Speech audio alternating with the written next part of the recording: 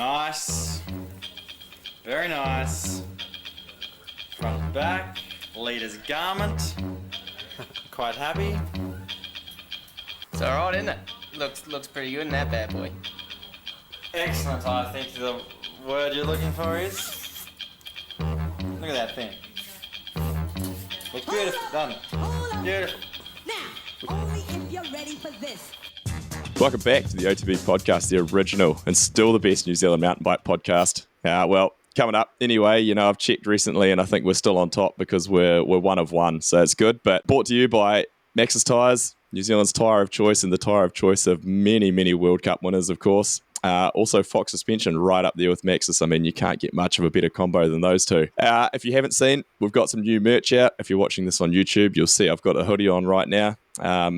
Jump on our Instagram, send us a DM, jump on there, buy some merch, support the show, would appreciate that. But without further ado, I won't go too far down that side of things at the moment because joining me today, I've got Mick Williams from Williams Racing Products, someone that I've been watching just put out a bunch of cool products, and I thought, right, now's the time to have a talk to him about them. So thanks for joining me, mate. Anytime. No, very privileged. I think I might have said to you on the Instagram message when you hit me up, I've been kind of a long-time fan of yours. It's kind of, kid riding bikes when I was younger. So, very much, very much reciprocal.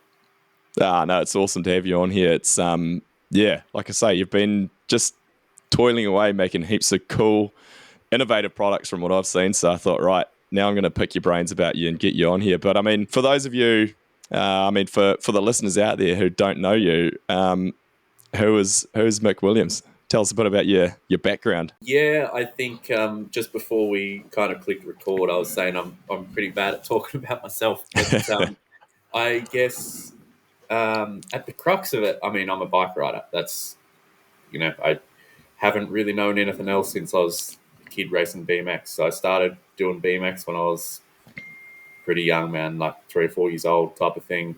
And then it just kind of escalated, I guess, like a lot of kids, like a lot of our kind of backgrounds, I guess. I don't want to speak for anyone else, but I think like a lot of just Aussie, New Zealand kids probably grew up racing BMX, just did like nothing too serious, but it was like our family's thing. So like my dad rode, my brother rode. And it wasn't like serious, but we did state champs. And then, every sort of year that we could afford it, like every couple of years or whatever, we'd do national titles, stuff like that. It was like a family thing. Like we took it serious, but not like super serious. Me and my brother, I guess, were kind of like, I don't know, top 4 or 5 in the state, kind of as growing up as kids, like not prodigies, but like competitive. And then that kind of, just kind of escalated, I guess, onto like when we left home. So like, I'm the oldest of me and my brother. So I went to uni and kind of did the uni thing. He went off to the military. So that kind of took a lot of his time and energy. And, he raced mountain bikes when he was mid-teens and was quite good at like a state level. But then, went military and kind of that was his path and fitness and all that type of stuff. Where did you grow up? Sorry, what part of Australia were you in? I grew up in a town, or just outside of Port Fairy in Victoria. So it's like 4 hours from Melbourne, I guess. Yeah, north or south? Southwest. So towards essentially, if you were going, it's a bit out of the way, but kind of between Melbourne and Adelaide. Yeah, gotcha. Yeah. So I went to uni, studied engineering, raced some BMX while I was at uni. And then kind of, I guess to cut a long story short, in 2016, I had the opportunity to go to America and study part of my engineering degree. Oh, nice.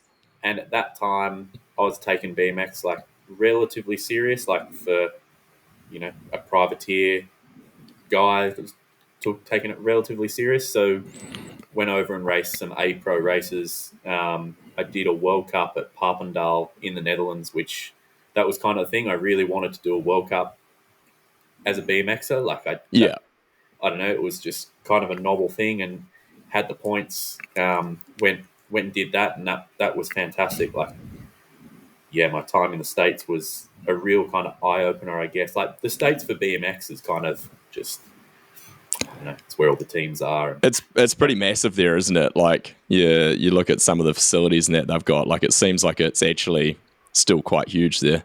Yeah, it's huge. It's huge. And like all the guys that are fast, even if they're from Europe and whatever, spend a lot of time there, particularly more at that time too, I think, because like they had the North American Supercross series and whatever. Like, anyway, yeah, that was pretty sick. And it was just kind of at the end of the trip. Like I'd done a little bit of mountain biking, but just kind of stuffing around because my brother, like I was saying, my brother was into it when he was sort of a teenager. Right, so you'd never actually really been a mountain biker as a kid or anything. So you were just sort of full BMX. Yeah. I might have ridden his downhill bike once or twice, but I never rode mountain bikes, really, never raced mountain bikes. But it was like at the end of that trip, there was a couple of guys going up to Big Bear. So Barry Nobles hit me up and was like, "Oh, we're going up to Big Bear. Do you want to come?" And I only had like a week left of the trip. So I went up to Big Bear with him, and it just fucking blew my mind because I didn't really, I'm not like, I don't know how old I was at this time, 23 or something. And like everything about mountain biking, like, it never really occurred to me. Like, I guess I'd seen it and whatever, but like the fact there was like lift access to ride your bike was just, it just blew my mind to me. And so you'd never even really followed mountain biking or anything before this point? Well, I had like, I was a big fan of like Mick Hanna and Jared Graves. And okay, yeah. Like, they were like childhood heroes, but like I was saying, I was kind of a little bit removed from it just because I was a bit of a BMX guy. And like, because my brother was in, I mean, you got to remember this is Australia, right? So my brother was into downhill, but like there's Threadbow in Australia, but he was mainly doing, local state series stuff that it's shuttle and that type of stuff. So we rock up to Big Bear, and I guess my point is like everything that mountain biking was stuff that I liked about BMX. So like the BMX stuff, I just love riding my bike and I love doing jumps and stuff like that. I didn't really love the racing of of BMX, so to say. Like I liked it, but the thing I really liked was just riding and doing jumps and just having fun with my mates. Like I like doing dirt jumps more than probably racing BMX, to be honest with you. And like mountain biking just seemed to encompass everything I liked about that and just kind of put it on a mega scale. And the fact you could just get a chairlift to the top just blew my mind. Holy shit, what have I been missing? Yeah, exactly. So it was like just an eye-opening moment where I was like, this is wild. And didn't really think about BMX that much after that, to be honest with you. I moved home because I had to come home to finish uni, and pretty much took a year off after that. Like 2017, I did a couple of BMX races, which was cool, but pretty much just took a year off and worked. And then at the end of 2017, there was a couple of like national rounds and whatever that a mate of mine, Dave Habich, kind of talked me into racing because I bought a decent mountain bike. Like I bought a Canyon Sender, which at that time, like they had just kind of come out and were pretty cool. So I bought one of them. Did a bunch of races and just never really looked back from there, to be honest with you. And then did some overseas stuff in 2018, and I don't know, just love it. Like I was saying, like everything that I appreciated with like BMX, like the stuff that I really picked out that I liked, just is cool with mountain biking stuff. So that Canyon was probably like your first proper mountain bike then? Definitely. That was the first proper mountain bike. Like it's amazing to can you hear that dog bark? Is it really bad? It's pretty loud. So you got that Canyon. It's wild to me that this is we're not even 10 years beyond that, and you've now you're building these super cool innovative products. Like you've been riding mountain bikes your whole life. I guess you've been riding bikes your whole life, but obviously you started seeing some, I don't know, would you say it was shortfalls of bike design, or do you just think it was like let's give this a crack and see if this makes things better. What do you reckon led you kind of down that path? Obviously, you've got an engineering background. You said you studied that at uni, but is that kind of where that developed into? Yeah, it's tricky. Like, I certainly sympathise with what you're saying. Like, sometimes I have to take a step back a little bit and, yeah, I don't know. Sometimes be realistic in the fact that, I don't know. Sometimes progression can be really quick, but at the same time, like you, I guess, alluded to, like, it's all kind of bike riding to me. Like, whether it's moto, whether it's BMX, whether it's mountain biking, like, I just like riding bikes. Like, it's pretty, and I think a lot of that, I don't know, again, kind of Kiwi Aussie attitude. I guess I've met a lot of people like that. They're just, you know, even some of the kids coming through, like, I know a little bit off topic, but even some of the kids coming through that are really fast, you look at the timeline of progression and, you know, they were just kids racing BMX or something only 3 or 4 years ago, and now they're like elite World Cup downhillers, and that, to me, that's just a crazy type of thing. So, like, progression is a really funny thing. I think that kind of, it's funny, that whole progression thing though, because it's like, I think the bikes have progressed to a point now where, like, say for me 20 years ago, Sure. bikes were kind of shit as a, you know, like as a junior, say, but it's 2005, 20 years ago, and I was racing as a junior, and it was like, I mean, bikes weren't terrible, they were getting better, but I think it was a real difference of the talent really shone through because the bikes didn't really do any masking, whereas now bikes are so extremely good, it's like you can kind of risk it and you can get away with a lot more, whereas the talent maybe doesn't level up as much as it used to, doesn't show through as much as it used to. Oh, dude, 100%. Like, I guess, yeah, it's a bit of a different topic to kind of the question posed, but like, I 100% look at that. Like, and it's no discredit to some of the kids, because like some of the shit the kids are doing these days is insane. Oh, they ride with a death wish. I'm sure of it. Like, I'd jumped, like, properly done a jump. I don't think I'd done till I was 10. And now there's, you know, 10-year-olds jumping Dream Track and whatever, which is just, to me, is insane. And doing flips and stuff as well. Like, it's crazy. Yeah.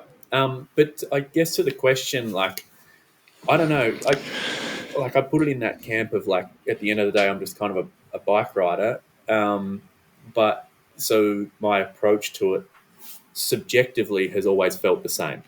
But I understand from an objective sort of fly on the wall, I guess the progression looks kind of quick, but for me, it kind of feels all the same. I guess to look at it analytically, and I guess just thinking about the way my mind kind of works is, I've always been, and I don't know what the right term would be, but kind of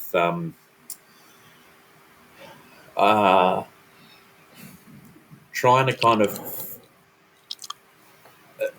I don't know, like, kind of optimize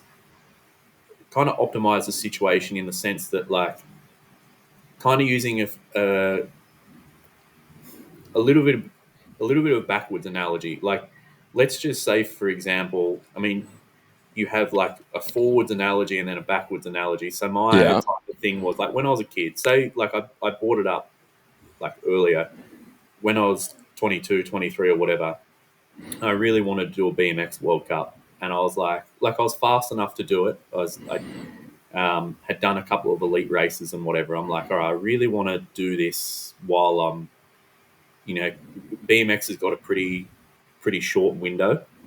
If you're at the very top, I think you can keep going. But generally speaking, like, it's a pretty short window where your body's pliable enough to keep having big crashes. You know? And I guess I was like, all right, well, that's the goal. Like, I really want to do that. What do I have to do to put myself in the best position to be able to reach that goal? So I guess similar with kind of bike design is that I just look at, like, the optimum bike design and kind of work back from there. I'm like, well, what would it look like? Like, to me, it's obvious that the gearbox is the optimum design. what does it take to be able to get to that optimum design? I don't really care. And I think it's probably a little bit of, undiagnosed, like, well, I guess it's a spectrum, but maybe a little bit of autism or something. I don't know. But Yeah. The right word isn't coming to me that I'm looking for. It'll come to me probably when we finish the podcast. But kind of, Yeah. I look at what is the optimized outcome? How do you get to that and kind of dispense with the rest? So whether that's the gearbox, whether that's like the DT hub stuff, like set a clear goal and what is dispense with the rest. And of course, there's going to be a lot of shit show in the way. It's basically a bunch of stuff you're trying. Just how do I make this ideal? Yeah. That's the goal. Chuck stuff at it. Dispense with what isn't working, but that's kind of the clear goal. Whereas I have some friends of mine, for example, and this it's not a critique at all. It's just kind of an observation with how people's minds work. Like, I guess I had some friends that I grew up, say, racing BMX with, and they always wanted to, say, do some racing in the States, or they wanted to go to a world champs or something like that. But they were always kind of like, oh, yeah, I'll do it if I'm good enough. And they'd go to a race, they might not get the result that they wanted, and then, it just kind of fizzles and they never end up doing it. Whereas for me, at least, I don't want to speak for other people. For me, at least, I think if you set a goal that's kind of out there, somehow or some way you'll find a way to make it work, whether that's, training more than you thought you could, or working more than you thought you could, or, developing your CAD skills to design this stuff more than you thought you could. But I think if you don't set a clear goal, then you'll never push yourself outside of your current limits, if that makes sense. And I definitely saw that with get what kids you mean. that I was riding with. Like, they were way, way better than me, but because they might not have had, a goal they want to do in their 20s, they just kind of fizzled out in their teens. So I guess another good way to go back into the start of this would be, what was the first component that you designed for a bike? Well, what was the kicker that started this all? It's a great question, because I guess it probably helps tie it in with the whole conversation. So essentially, you can rewind this so far back, but like my dad is an engineer, so I've always chatted engineering stuff with him, and I was pretty young, but we talked about stuff really about BMX with, because there's been a few people mucking around with, I forgot Twan Van Gent, he had it. Forgot what Olympics he had, but he had a multiple speed BMX bike. Yeah, that was just the last Olympics, I think, wasn't it? I feel like that was fairly recent. Would have been... No, it wouldn't have been Paris. It would have been... Yeah, no, it wasn't. It was the one before. Yeah. You're right. Yeah. Anyway, if you ask a purist, I think that BMX should be single speed only, a little bit like track. Yeah. But that aside, me and not Dad that I'm a BMX purist, but I'll start going down the rabbit hole of there shouldn't be asphalted berms and all that sort of stuff as well. Oh, but... yeah, exactly. So we talked about multiple speed bikes and whatever. And I was young, man, early teens or whatever. And we talked about the concept of a front freewheel and that type of jazz. And then when I was at high school, I made a really early concept of a front freewheel, because, BMX is it's kind of, if you're shifting under power, there's always that time delay of the chain dropping. So in my opinion, you're probably better off just having one gear and just pushing through it, rather than dealing with the fuckery of a chain coming up and down and all that. The racing's so short, it's you can't really give up those microseconds of that. Definitely. Whereas if you had a front freewheel, essentially our thinking was you could just shift in the air, and then when you landed, particularly if a lot of guys ET in the air to get the momentum when they land, and essentially if you shifted in the air and ET, essentially you could get the wheel up to the next gear sort of speed and land on the power. Yeah. So the front freewheel thing was kind of cool as like just a thing. And then, I made a concept when I was in high school. And then just kind of, I don't know, it was just kind of floating around my brain. But this trip I was saying when I went up to Big Bear with Barry, it kind of culminated all at once because I think I mentioned I had to come home to finish my uni because if you go on exchange, I was over there for, I don't know, 8 months or something. But like, Yeah. you have to finish your degree at like your mother university because you have to finish at that university. So the subject I had to come back for was my honours thesis. And essentially you get to choose your honours thesis project. To cut a long story short, I was in civil engineering, which I'd kind of swapped out of mechanical for a scholarship reason.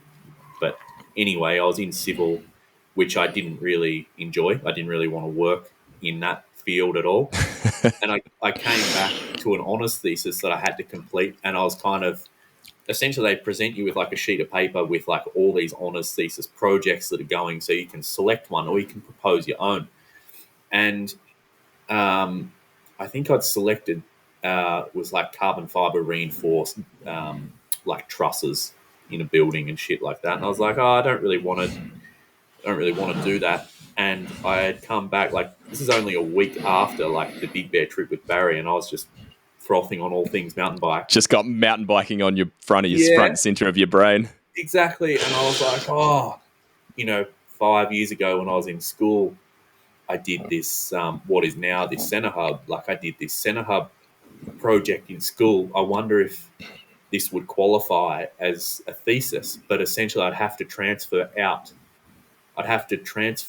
of civil back into mechanical to be able to do it. Now, like, currently I'm the only student that I know of anyway that in like the history of Deakin University that's done this.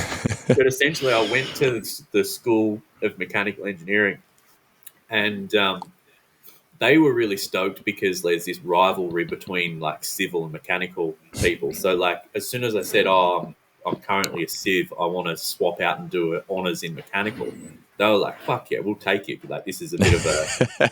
They get a one-up on the civil guys. Yeah. So, presented what I had, like I needed to justify it. And I'm like, look, had this idea, been mucking around from it when I was a kid. Obviously, really stoked on mountain biking at the moment. Very naively, because I only really had like 1 weekend worth of experience. Would you mind if I did this as my honours thesis? And they were stoked on it. So spent the next 6 months or so developing this product, like day in, day out, which is, it was probably the most I enjoyed uni of that whole time.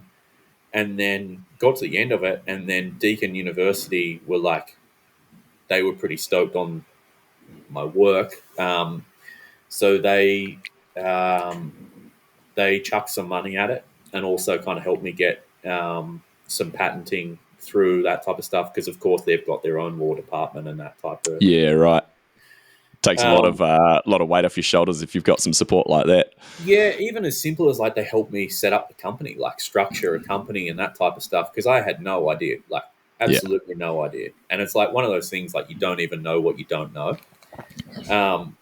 So that's kind of how it happened. So this is now early 2017, and I should say early, like, so what's funny, I always forget about this stuff, and then when I talk to people like you, it kind of comes back up in my brain, is I submitted that thesis at the McDonald's parking lot here in Queenstown, because I had to start, I think I alluded to the fact I had this civil engineering scholarship, so like this workplace had given me some money essentially to get my degree, and I had to go and work for them after I'd graduated. They didn't know I was doing an honours in mechanical, mind you.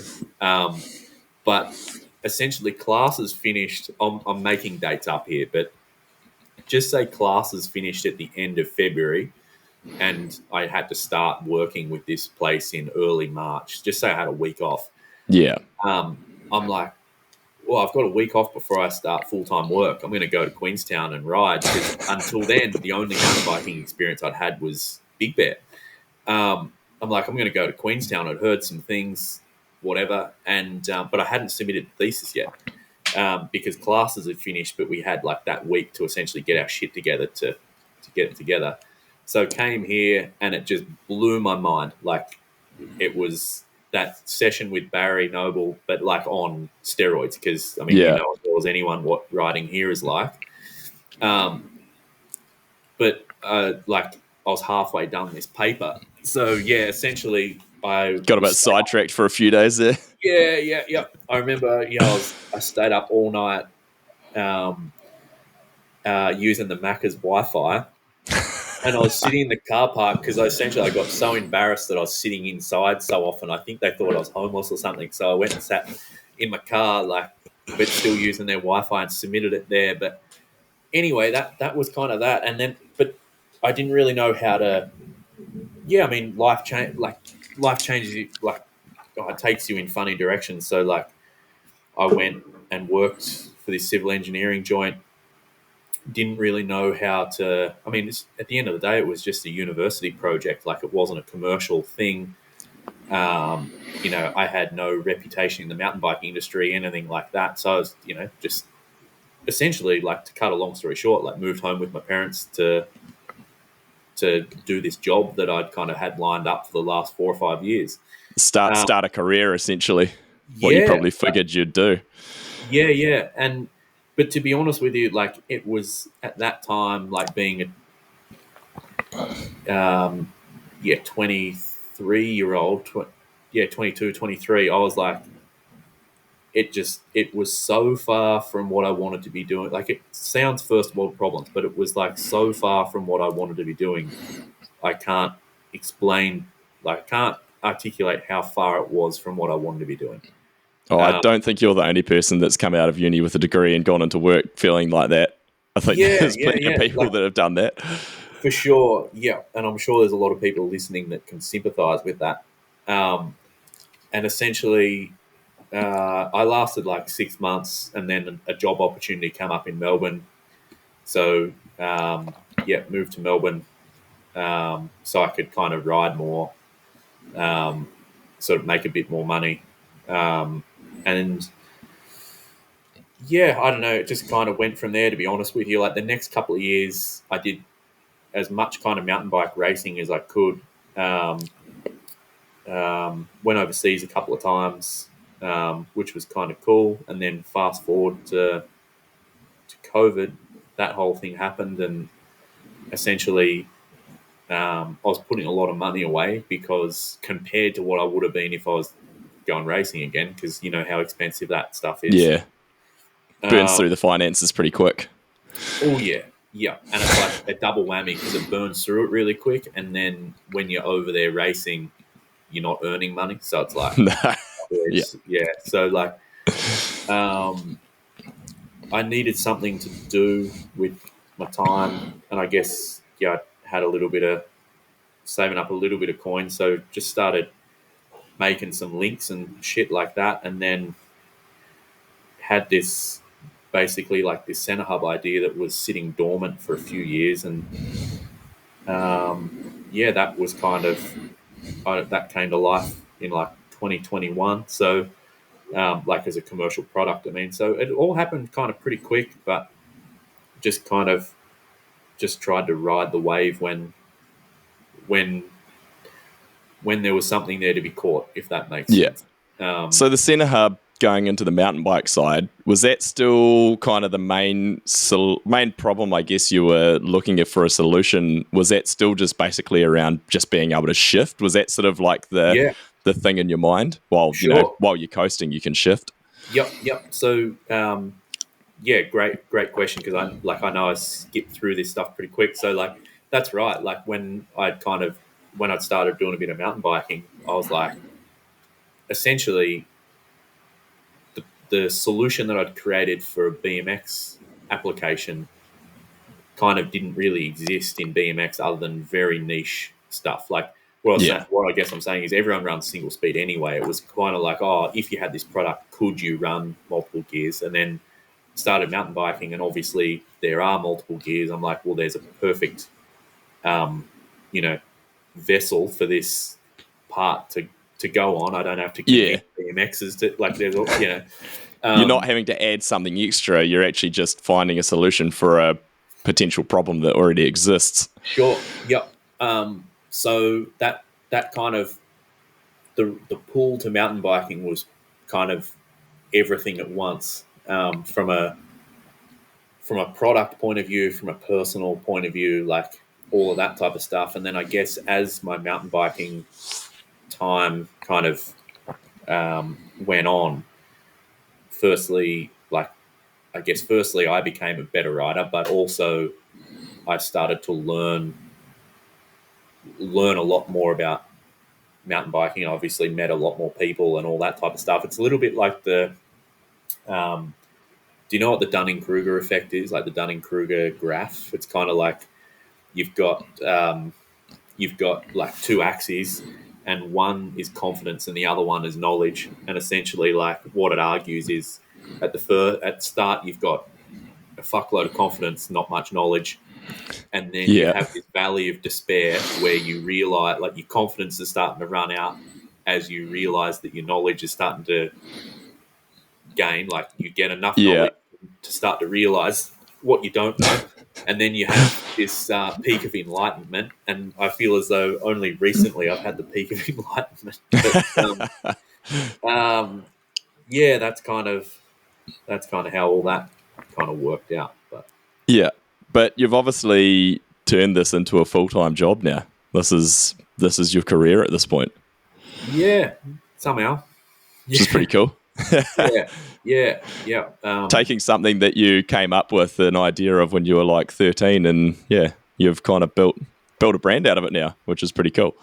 Yeah, again, like it's hard, and I say this to a lot of people that I talk to about it. I guess for me, subjectively, it feels as though nothing's ever changed, because the way I approach things now is the way that I've just always approached things. And fundamentally, I grew up on a farm with a dad that's an engineer, and I just was, grew up riding dirt jumps on our farm and thinking about engineering stuff. It's, for me, nothing has changed. But objectively, what you said is, have to remind myself of that every now and then. Do you think, like, it's interesting because I didn't realize that, how little actual mountain bike background you had, but obviously plenty of bike riding.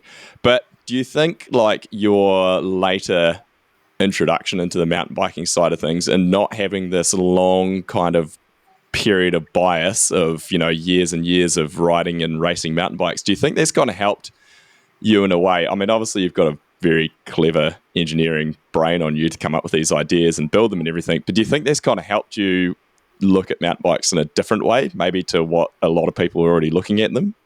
Yeah, I think so. Like, and I could be wrong here, but I think in some ways you're not kind of indoctrinated into the scene in that sense. Like, I can come along and just be like, I don't think a derailleur should exist.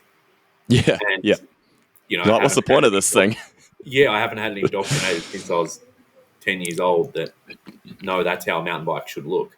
It doesn't worry me to come along and be like, nah, that's a crock of shit. And for the same reason, I guess there's multiple facets. That's probably the first one, is that, like, you can kind of come at it with a fresh set of eyes, and with nothing to lose in that sense, I guess. But also in some ways, I don't know whether this is something that's claimable, because I guess a lot of us have this upbringing, but I was going to say kind of just being a BMX kid until, my early to mid 20s is, I guess, the reason I still like BMX, even though I don't really ride, well, I haven't ridden it in years, but is that it's quite purist in the sense that there's not much going on, like single speed, no suspension, whatever. Probably the biggest innovation has been a disc brake in the last 40 years of BMX racing.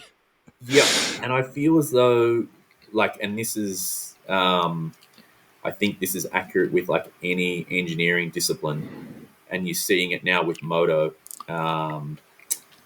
particularly with the Starks in the last couple of years, is I almost think that like whether it's the car industry, moto industry, like just mechanical design, just in general, I almost think like a little bit like the Dunning-Kruger thing I was talking about before. I almost think like things start out as what they are and then go through a stage of overcomplication.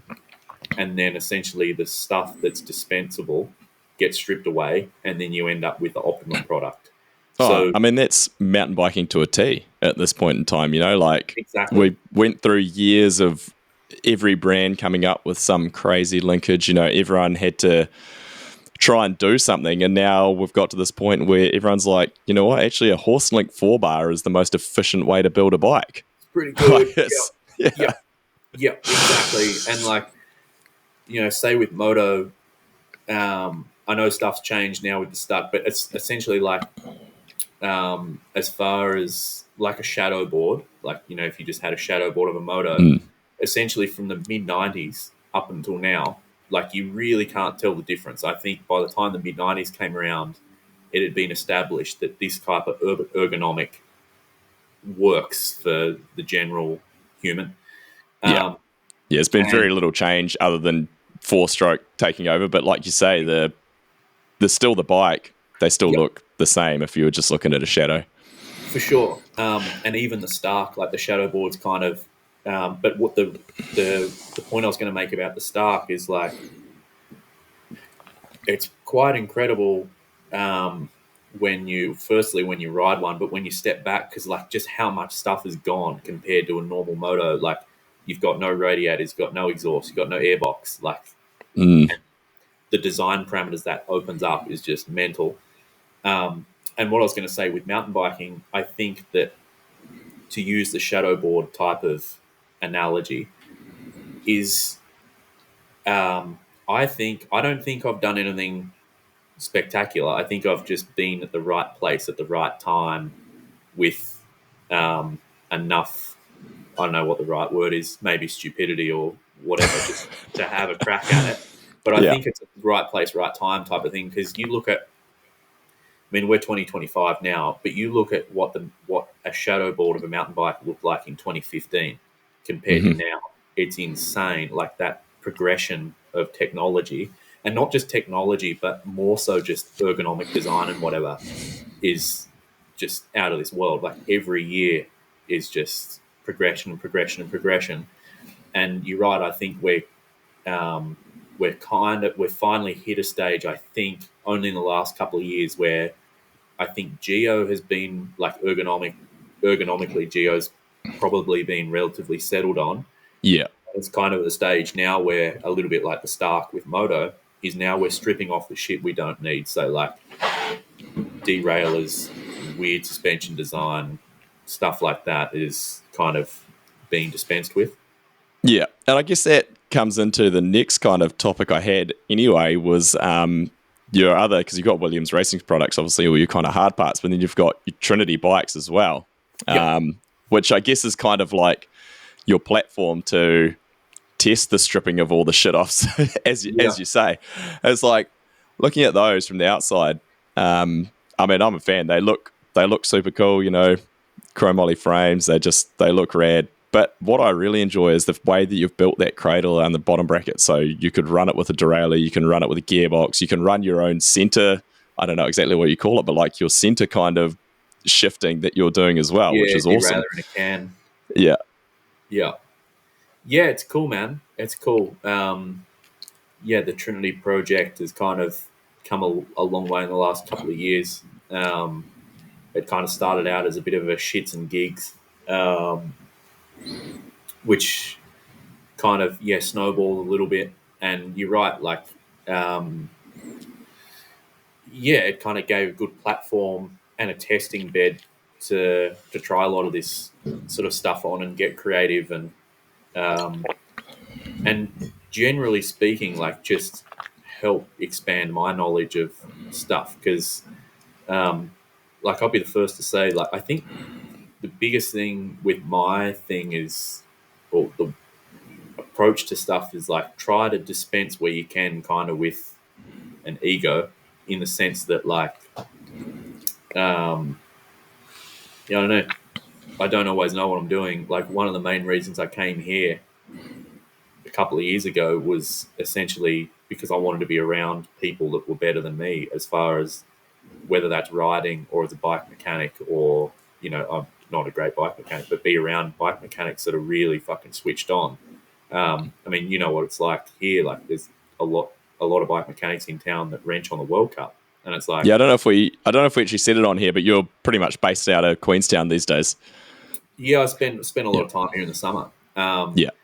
And it's as simple as, with the bike design was a big one, and the gearbox as well, but more so I guess the bike design is, again, kind of back to that optimization kind of mindset to be like, all right, the goal is to make something really cool. This is kind of the design parameters I want.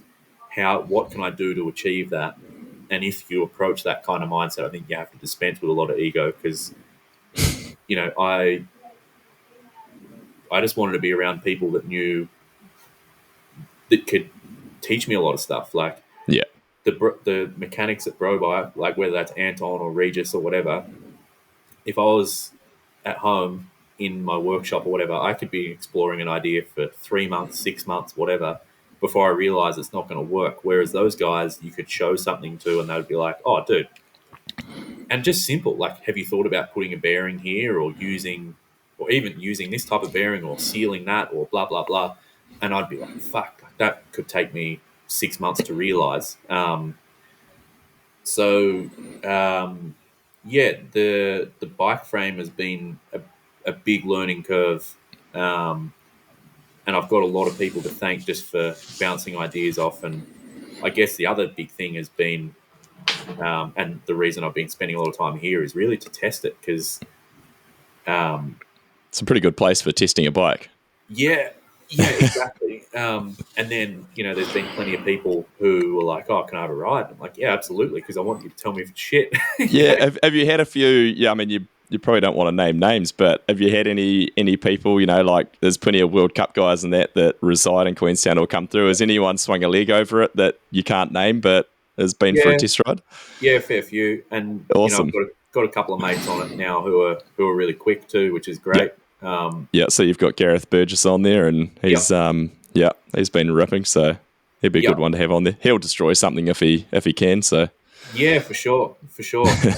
It was great. Like, I mean, like even this year, like we rode Magaza Fest together, and it was the sickest thing ever. Like riding with one of your mates on your own bikes, like that's pretty sick. For me, like that's going to be pretty cool.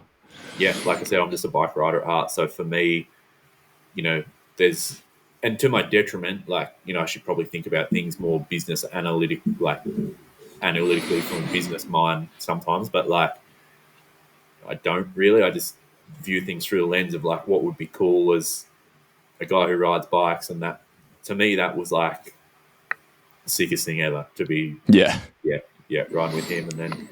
I mean, we went to Christchurch, Crankworks together, and rode ourselves off. But yeah, actually, you sent a message. You'd done yourself a bit of damage. What did you do, and how you're feeling? Because we're not that far away from it at this point. I'm going all right. I'm riding again, but kind of gingerly. I can't remember, to be honest with you. But from what I've been told, I just washed the front like really bad. But it was easy to do there. Yeah, it was right before the road gap, and like I really like road gaps. So like I'd done the road gap heaps, so I hadn't really thought. Again, I can't remember it. So, but I'm just kind of replaying what I would have been thinking. I think at the time is like, it'll be right. But come up a bit short, and had some. It was a manifestation of a few things, but went OTB. So did some damage to my back, did my shoulder, concussion, a little bit of internal bleeding. But Yeah, it's all good. That's a proper one. That track has claimed some people, but good to hear you're back on a bike, and well, whether it's gingerly or not, good to hear that you're riding. Yeah. I think it will be a good. It's it's one of those things you're just used to it. You know, it's like you're kind of used to it as a bike rider. You kind of a lot of people ask you that don't ride, like, oh, you're going to ride again or whatever. It's like, what do you mean? Like, of course. Yeah, it's not even a question. Yeah. Another question I had on I was and asked about Trinity and people riding it, but have you got anyone, have you got any top World Cup riders, teams or anything running any of your components, like your Williams Racing stuff? Yeah, heaps. I probably can't say. I'm happy to say, but I don't want to get them in the shit.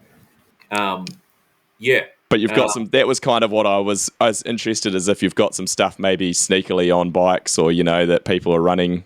That was kind of what I was interested to see. So that's obviously is. Yeah, it happened pretty quickly, to be honest with you.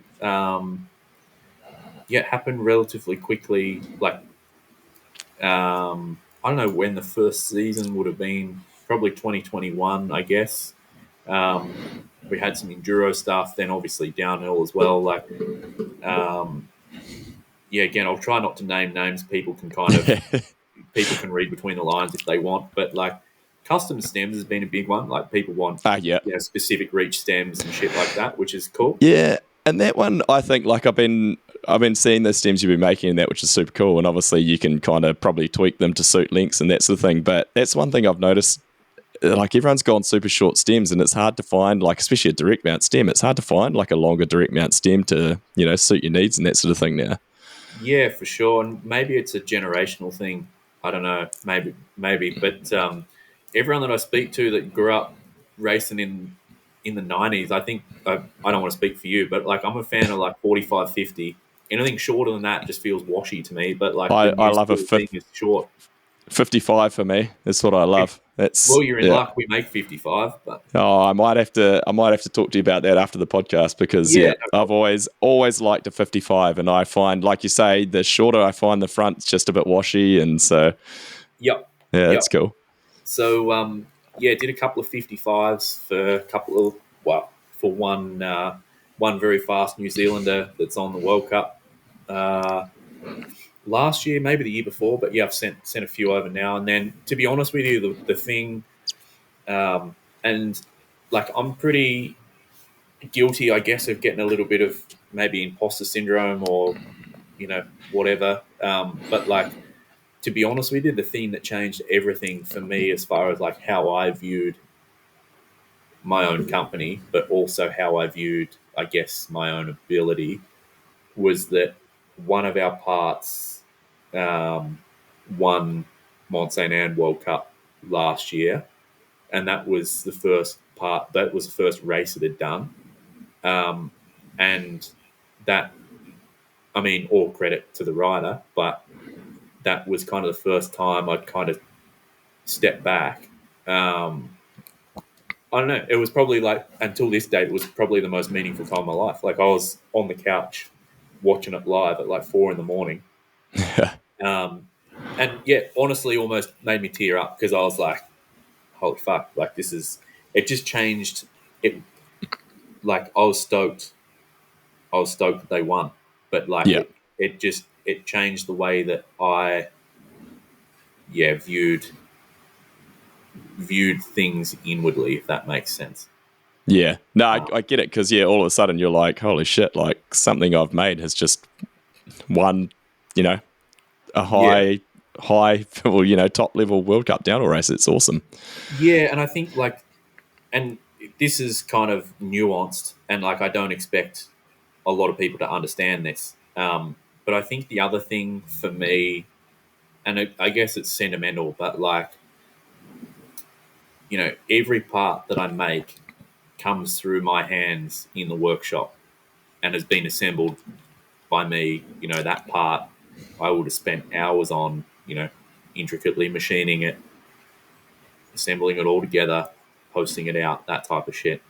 And I mean, that same part that I put together in a little workshop in Victoria is, now in Canada, and on a, on the top spot on the podium, and that sentimentally to me, and I understand, not everyone's the same, and I don't expect people to sympathise with that, but to me, that meant a lot to me. Oh yeah, I can get it because you've put all the toil into it. That's awesome. Yeah.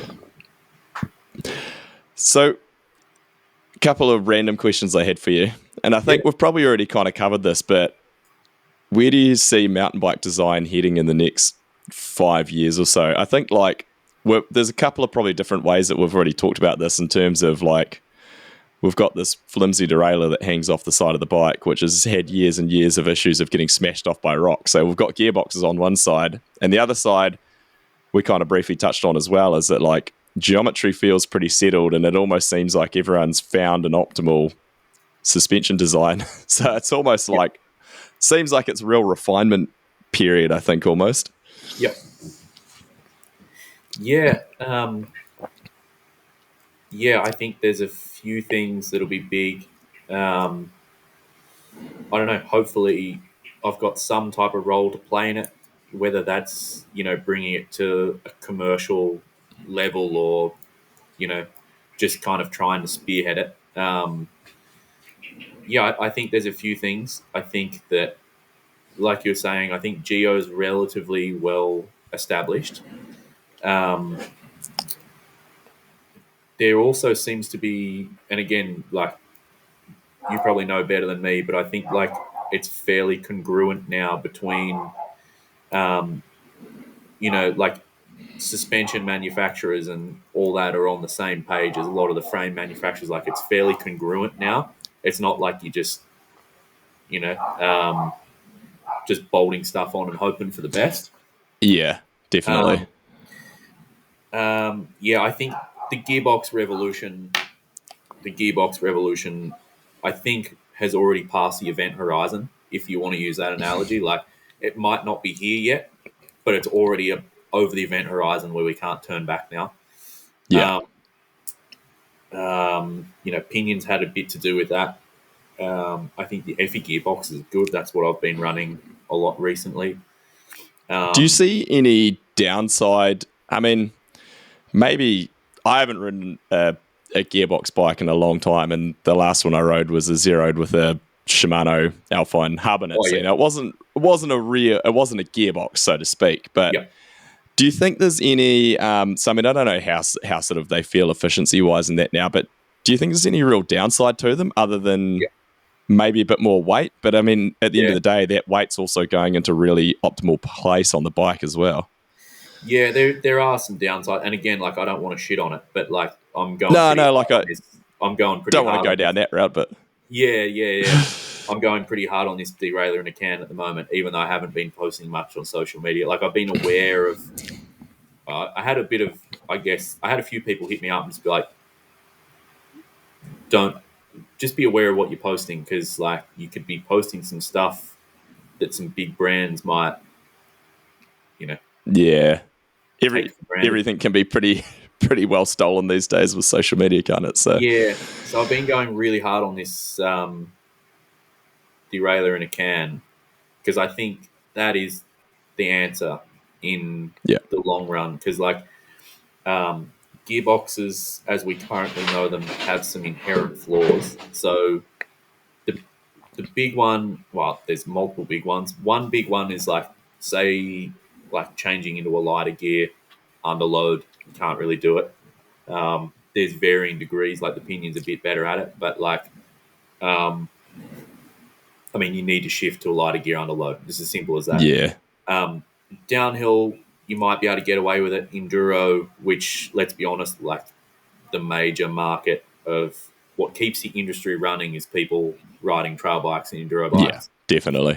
And even downhill, even if it's as simple as riding down the road or whatever, or even in some downhill races, you do need to shift to a lighter gear under load. So that's an issue.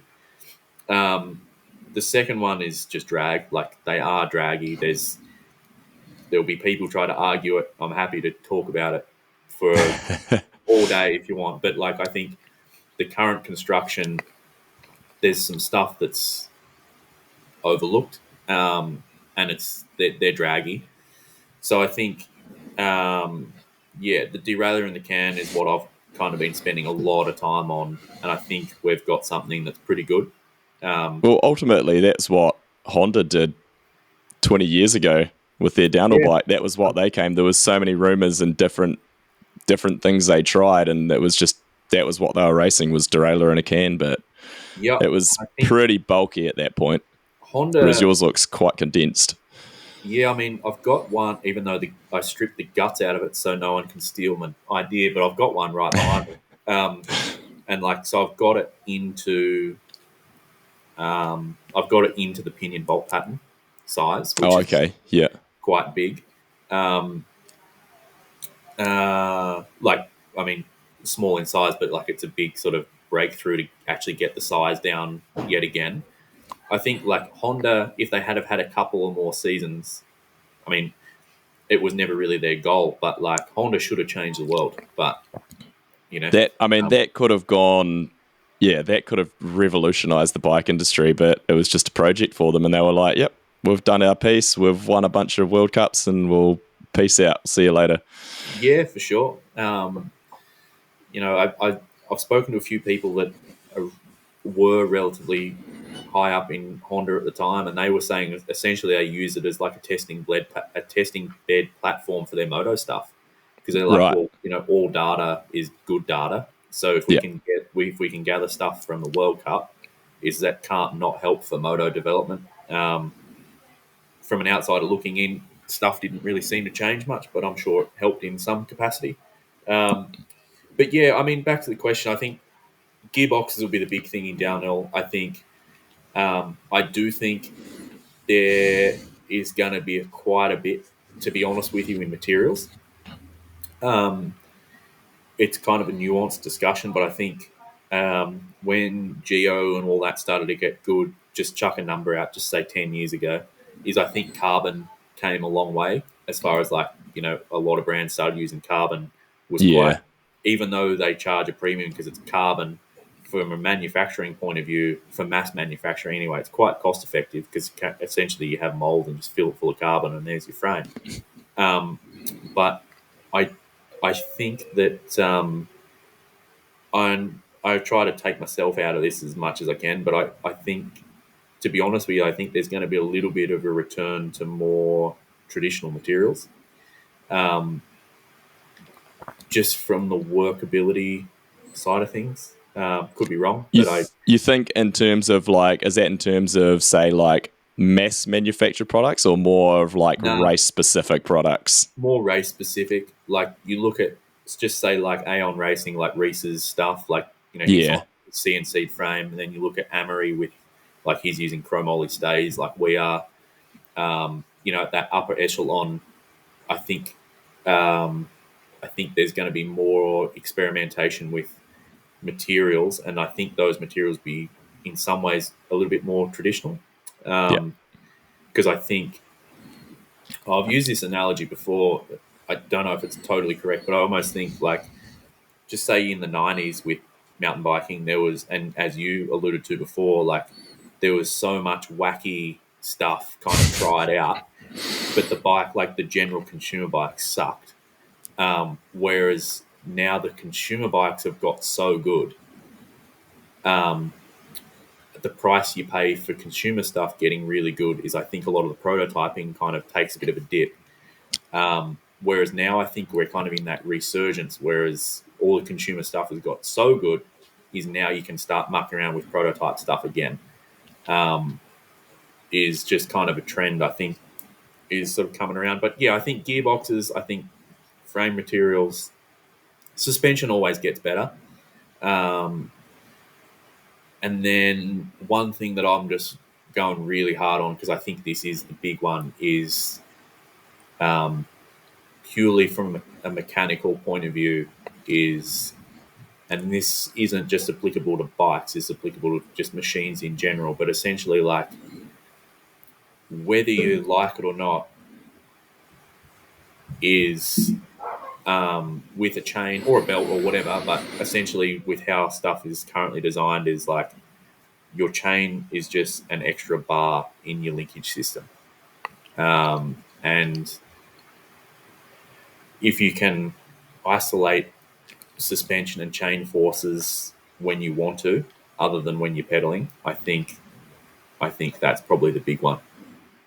I guess that's something that it looks like a lot of people have been trying to solve with idlers, and I mean, I don't really understand it, but the pivot downhill bike with 2 chains on it, and it's that seems to be something that is definitely at the forefront of people's minds currently.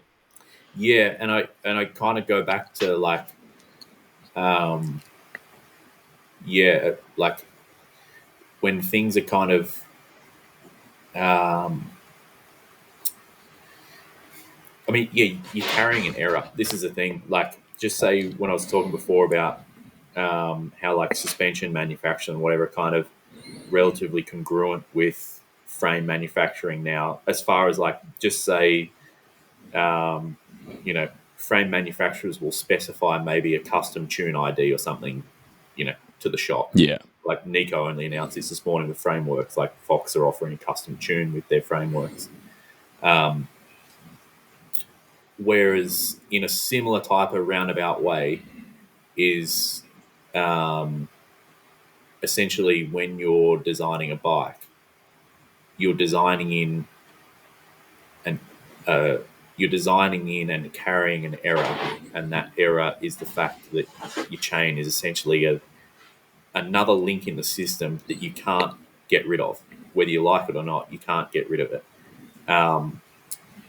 and it has such a profound effect on how you design the bike, on 2 things, because one, you need the chain there to power the bike, so it's a linkage acting in the system. But then from an architectural point of view, and this is why I don't want to give too many secrets away, but this is why a gearbox makes so much sense, is because you have to design the bike with the ability for the chain to be able to go from, particularly an enduro bike, from a dinner plate, down to a 10 or 11 tooth cog. So you need the architecture, the room in the architecture of the swing arm for the chain to have that much bandwidth. But then the kinematic of your bike changes whether you're in top gear or low gear. Yeah, right, of course. So like, it's just a shit show, and that's why a gearbox is so good. Forget the fact of like isolating the chain. The reason a gearbox is so good is no matter what gear you're in, essentially, this is kind of a nuanced conversation because it does have a little bit, but like at a surface level is essentially like the external portion of your chain has always got the same forces on it. Yeah, it's pretty consistent the whole Pretty time. consistent. Yeah. So yeah, there's so much to that, but I do think that like gearboxes, chain forces, they're going to be the next couple of big ones, I think. Yeah. No, it's super interesting. It's still quite an interesting time because, yeah, like everything seems to have mellowed out and kind of leveled out to a certain extent, but there is so many refinements like you've just talked about that could still be done to improve things. And I think that's one of the things I love about downhill racing, because you're kind of just, it's short, it's man or woman and machine, and it's just like if you can optimize that bike, it can make a big difference. So it's pretty cool. It's going to be cool to see what comes. It is, and I think like a little bit like we're saying with, I think you brought it up with just like how the Groms are riding and like just sending and stuff like that. I do think in some ways like it will change kind of the image of how people. I think it's going to change the image of how the bike is ridden over the next decade. I think that's probably what you'll notice more from an outsider looking in, like from a spectator, is visually, I think the sport's going to change. And what I mean is like, you look at, say, moto over just say like a 20-year period, but again, probably going off on a rabbit hole here, but like when I was a massive fan of like Ricky, James and Chad when I was growing up. Yeah, same here. And when they went from the 2-stroke era to the 4-stroke era, those dudes still rode 4-strokes how they rode a 2-stroke, and they were like hanging it out. Yeah, just wide open, insane. Feet off, like all that. And some of the crashes were fucking gnarly. Yeah. Whereas now, and this could be down to a lot of things like, you know, Baker factory stuff, all that type of jazz. But now there's almost like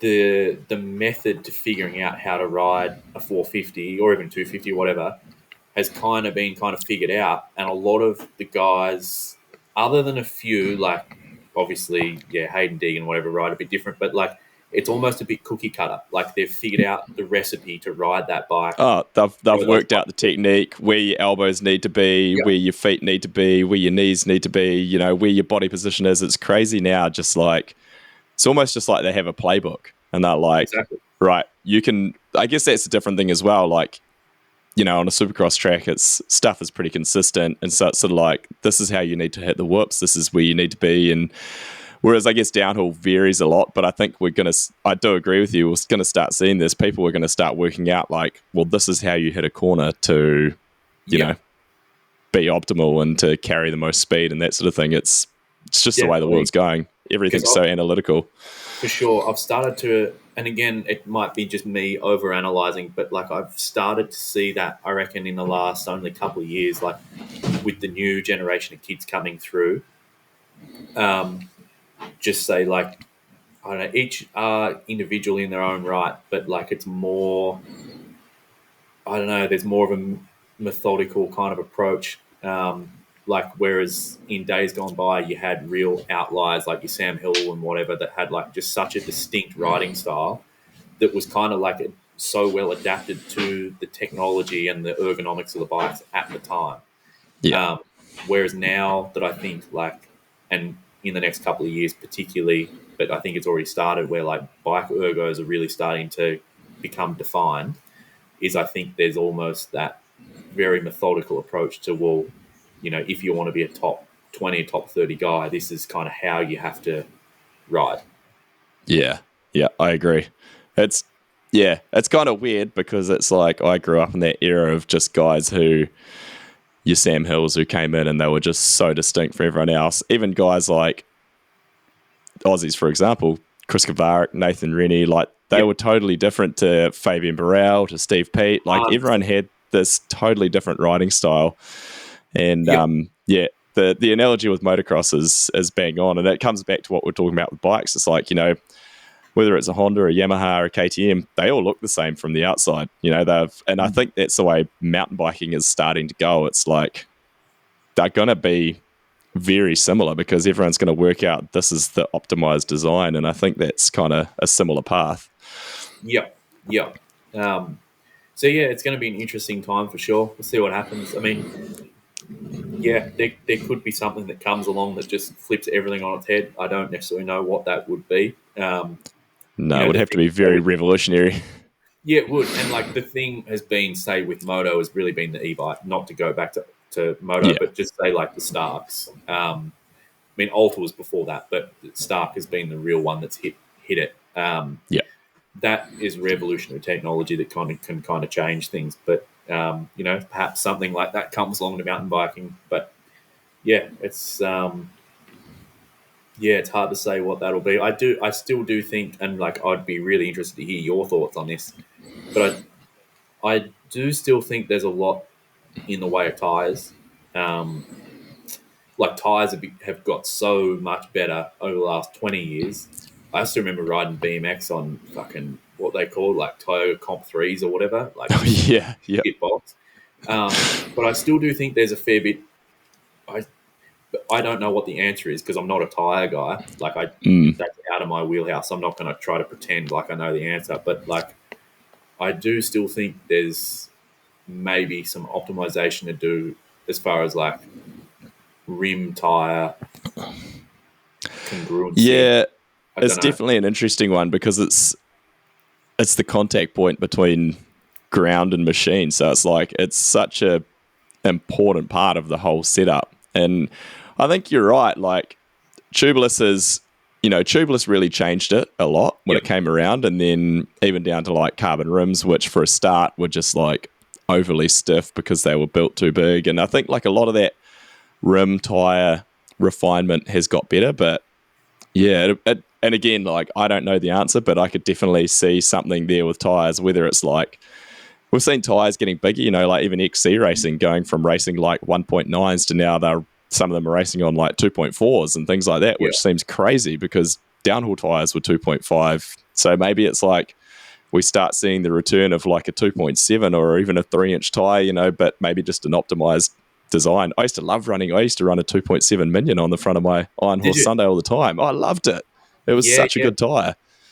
Yeah. Well, so again, like, I don't know what the answer is, so I'm not going to try to pretend, but like, that wouldn't surprise me. Like, if there was a trend that came back like that, because there was like data that suggest, and I think the big one comes down to like tire rim combos, because, and like, I mean, moto is big in Australia, and like, I talk to a lot of my friends, like, if we go like enduro riding or whatever, like, I run like a tubeless system on my 300. So like, it's tubeless, so like, it's got the inner that's like at 100 psi, and the outer you can run down to 0.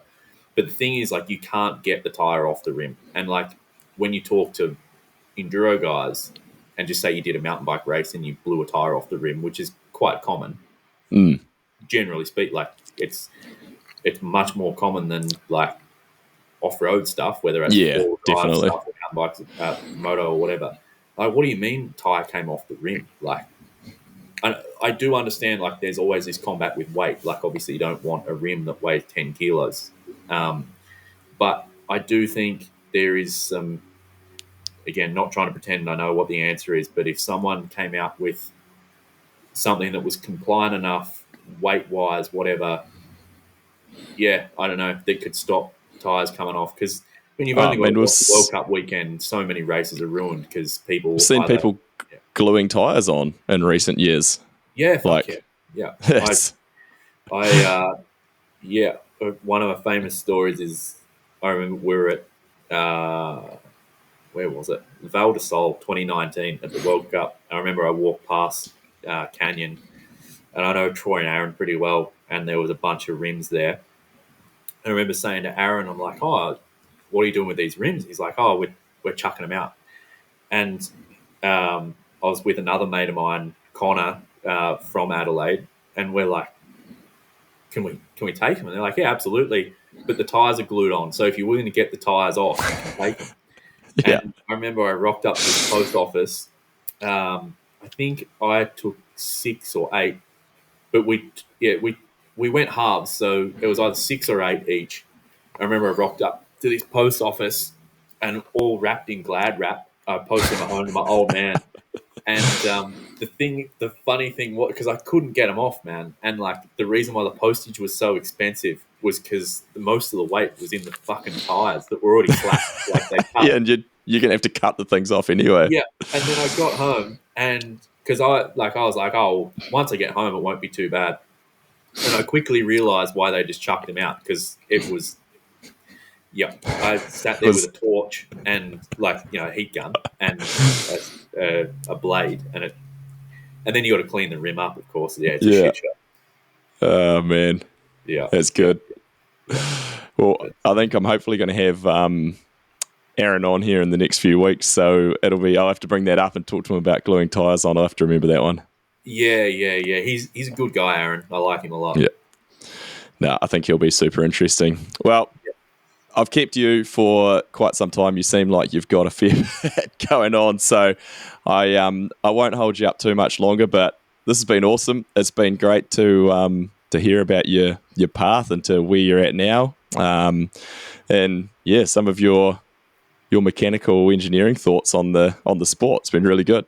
Yeah, thanks, man. Hopefully it didn't get too wacky, but it's good. I just appreciate a chat. I could talk all day, so it's not. I mean, to be fair, I probably could too, but I probably should actually do some other stuff as well. So podcast doesn't really work for me. It's just a bit of fun. Yep, very good.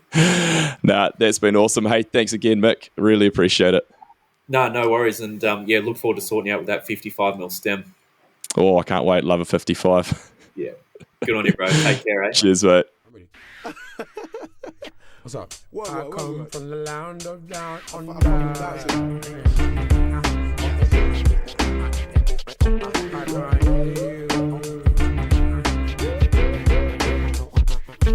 can't hear you. What was that? I can't hear you.